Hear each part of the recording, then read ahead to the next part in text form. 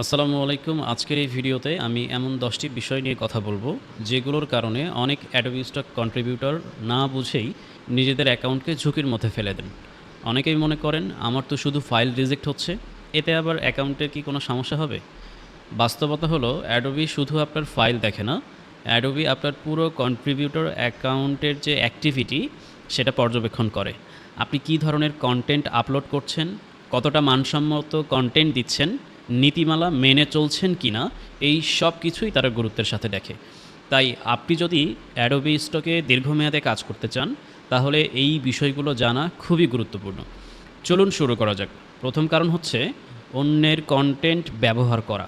আমি মনে করি এটা সবচেয়ে বড় ঝুঁকির জায়গা। অনেক সময় দেখা যায় কেউ গুগল থেকে একটা ছবি নিয়ে আসে, অথবা অন্য কোথাও থেকে পিন্টারেস্ট থেকে, যে কোনো জায়গা থেকে একটা ডিজাইন কোথাও পেয়ে গেলে সেটাকে একটু এডিট করে কালার পরিবর্তন করে তারপরে এইটাকে অ্যাকাউন্টে আপলোড করে। আবার অনেকেই অন্য স্টক সাইটে ভালো সেল হওয়া কোনো ডিজাইন দেখে সেটারও খুব কাছাকাছি কিছু তৈরি করে ফেলেন। একটা বিষয় মনে রাখবেন, অ্যাডোবি এর কাছে মৌলিকতা খুবই গুরুত্বপূর্ণ। আপনি নিজের তৈরি নয় এমন কোনো কন্টেন্ট আপলোড করলে হয়তো প্রথমে সেটা ধরা পড়ে না, কিন্তু একবার যদি ধরা পড়ে তখন ওই ফাইল না, পুরো অ্যাকাউন্টই সমস্যায় পড়তে পারে। আর এইটাই হচ্ছে আপনার মেইন অ্যাকাউন্ট রিস্ক। তাই শর্টকাট না খুঁজে নিজের কন্টেন্ট তৈরি করার অভ্যাস গড়ে তুলুন।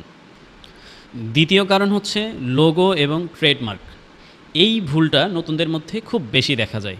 ধরুন, আপনি একটা সুন্দর অফিস সিন তৈরি করলেন, কিন্তু সেখানে ল্যাপটপের গায়ে একটা ব্র্যান্ডের লোগো রয়ে গেছে।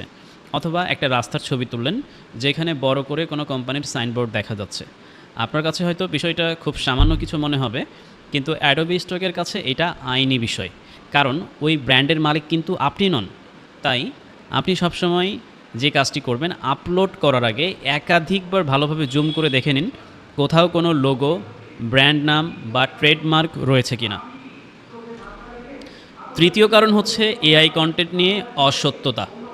এখন এআই ব্যবহার করা কোনো সমস্যা না, বরং অ্যাডোবি নিজেও এআই কন্টেন্ট গ্রহণ করছে। কিন্তু সমস্যা তখন হয় যখন কেউ এআই দিয়ে ছবি তৈরি করলো অথচ সেটাকে এআই হিসেবে উল্লেখ করলো না। আবার কেউ কেউ এআই ইমেজকে বাস্তব ফটোগ্রাফ হিসেবে উপস্থাপন করার চেষ্টা করেন। আমার পরামর্শ হচ্ছে, এআই ব্যবহার করলে সেটা এআই হিসেবেই সাবমিট করুন। আগে যদি আপনি কোনো ভুল করে থাকেন, সেই জিনিসগুলোকে বাদ দিয়ে এখন থেকে আপনাকে অবশ্যই এআই জেনারেটেড কন্টেন্টগুলোতে এআই টিকমার্ক দিয়েই সাবমিট করতে হবে। অন্যথায় কিন্তু আপনার অ্যাকাউন্ট রিস্কের মধ্যে পড়ে যাবে। সবসময় সত্য কথা বলুন, কারণ সিস্টেমকে ফাঁকি দেওয়ার চেষ্টা করলে শেষ পর্যন্ত নিজেরই ক্ষতি হবে। চতুর্থ কারণ হচ্ছে অতিরিক্ত ডুপ্লিকেট কন্টেন্ট আপলোড করা। ধরুন, আপনি একটা ডিজাইন বানালেন, তারপর একই ডিজাইনের 20টা, 30টা, 50টা কালার ভেরিয়েশন তৈরি করে একসাথে আপলোড করে দিলেন। আপনি মনে করতেছেন এখানে আপনার পোর্টফোলিও বড় হচ্ছে, আপনি অতিরিক্ত কোয়ান্টিটি দিয়ে ফেলছেন, কিন্তু এখানে কিন্তু আপনার কোয়ালিটিটা বাড়ছে না। বাস্তব সময়ে এইটা লো ভ্যালু কন্টেন্ট হিসেবে কিন্তু বিবেচিত হয়। অ্যাডোবি চায় বৈচিত্র্যময় কন্টেন্ট। একই জিনিস বারবার জমা দিলে সেটা সবসময় ভালোভাবে নেওয়া হয় না। পঞ্চম কারণ হচ্ছে মডেল রিলিজ এবং প্রপার্টি রিলিজ নিয়ে ভুল করা। এই বিষয়টা অনেকেই অবহেলা করেন। যদি কোনো মানুষের মুখ স্পষ্টভাবে দেখা যায়, তাহলে অনেক ক্ষেত্রে মডেল রিলিজ দরকার হতে পারে। একইভাবে কিছু ভবন, কিছু সম্পত্তি বা নির্দিষ্ট লোকেশনের জন্য প্রপার্টি রিলিজ প্রয়োজন হতে পারে। ডকুমেন্টেশন নিয়ে অসতর্কতা পরবর্তীতে বড় ধরনের সমস্যার কারণ হতে পারে। তাই এই অংশটাকে কখনো হালকাভাবে নেবেন না। ষষ্ঠ কারণ হচ্ছে ভুল কিওয়ার্ড ব্যবহার করা। এই ভুলটা আমরা অনেকেই করে ফেলি। ধরুন, ছবিতে একজন শিক্ষার্থী কম্পিউটার শিখছে, কিন্তু আপনি কিওয়ার্ড দিলেন হাসপাতাল, ডাক্তার, ব্যবসা, ফাইন্যান্স, ব্যাংকিং, যেগুলোর সাথে ছবির কোনো সম্পর্ক নেই। এভাবে হয়তো আপনি সার্চে বেশি আসতে চাচ্ছেন, কিন্তু অ্যাডোবি এর দৃষ্টিতে এটা কিওয়ার্ড অ্যাবিউজ। তাই কিওয়ার্ড দেওয়ার সময় বাস্তবতা অনুসরণ করতে হবে এবং অবশ্যই আপনার ডিজাইনের রিলেটেড কিওয়ার্ডগুলোই দিতে হবে। সপ্তম কারণ হচ্ছে নিম্নমানের কন্টেন্ট আপলোড করা। অনেক সময় আমরা নিজেরাই বুঝতে পারি না যে ফাইলের মধ্যে সমস্যা আছে। জুম করলে দেখা যায় ব্লার হয়ে আছে, নয়েজ আছে, আবার ব্র্যান্ডিং আছে, এআই ইমেজ হাতে বিকৃত হচ্ছে, চোখের সমস্যা আছে, ব্যাকগ্রাউন্ডে অস্বাভাবিক ডিটেইল আছে। আপলোড করার সময় এই জিনিসগুলো নিজেই রিভিউ করতে হবে, কারণ অ্যাডোবি রিভিউয়ার আপনার চেয়ে অনেক বেশি খুঁটিনাটি বিষয় লক্ষ্য করবে এবং এইগুলো কিন্তু অবশ্যই অ্যাডোবি রিভিউয়ারের কাছে গিয়ে ধরা পড়বে। অষ্টম কারণ হচ্ছে একাধিক অ্যাকাউন্ট নিয়ে ঝুঁকিপূর্ণ কাজ করা, এইটা মোস্ট ইম্পর্ট্যান্ট। এই ভিডিওর মধ্যে সবথেকে ইম্পর্ট্যান্ট টপিক হচ্ছে এইটা।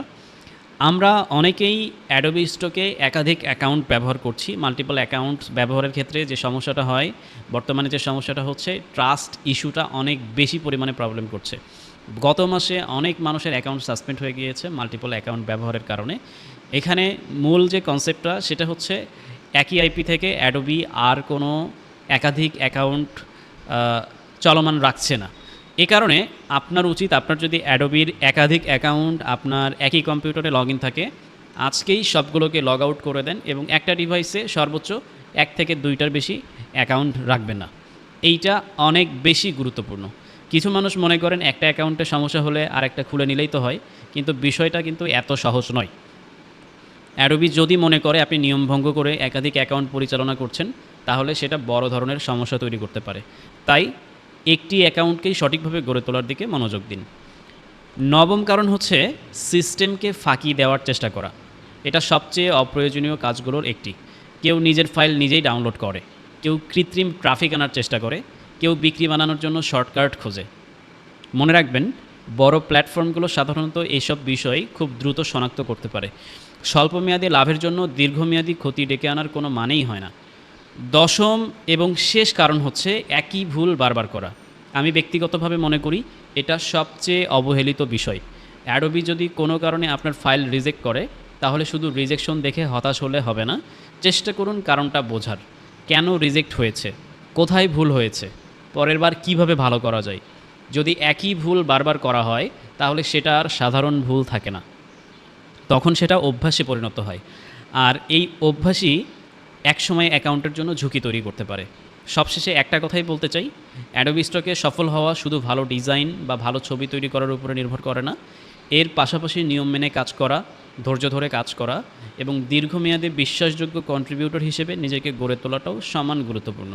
অনেকেই দ্রুত ফলাফল খুঁজতে গিয়ে ভুল সিদ্ধান্ত নিয়ে ফেলেন, কিন্তু যারা দীর্ঘ সময় ধরে ভালোভাবে টিকে থাকেন, তারা সাধারণত একটা বিষয় মেনেই চলেন। তারা শর্টকাট খোঁজেন না, তারা নিয়ম মেনে ধারাবাহিকভাবেই কাজ করেন এবং এই ধারাবাহিকতাটা বজায় রাখেন।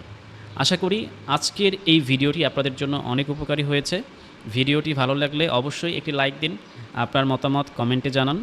আর অ্যাডোবি স্টক, এআই কন্টেন্ট এবং স্টক বিজনেস নিয়ে এমন আরও ভিডিও পেতে চ্যানেলটি সাবস্ক্রাইব করে পাশে থাকা বেল আইকনটি অন করে দিন। ধন্যবাদ সবাইকে। আসসালামু আলাইকুম।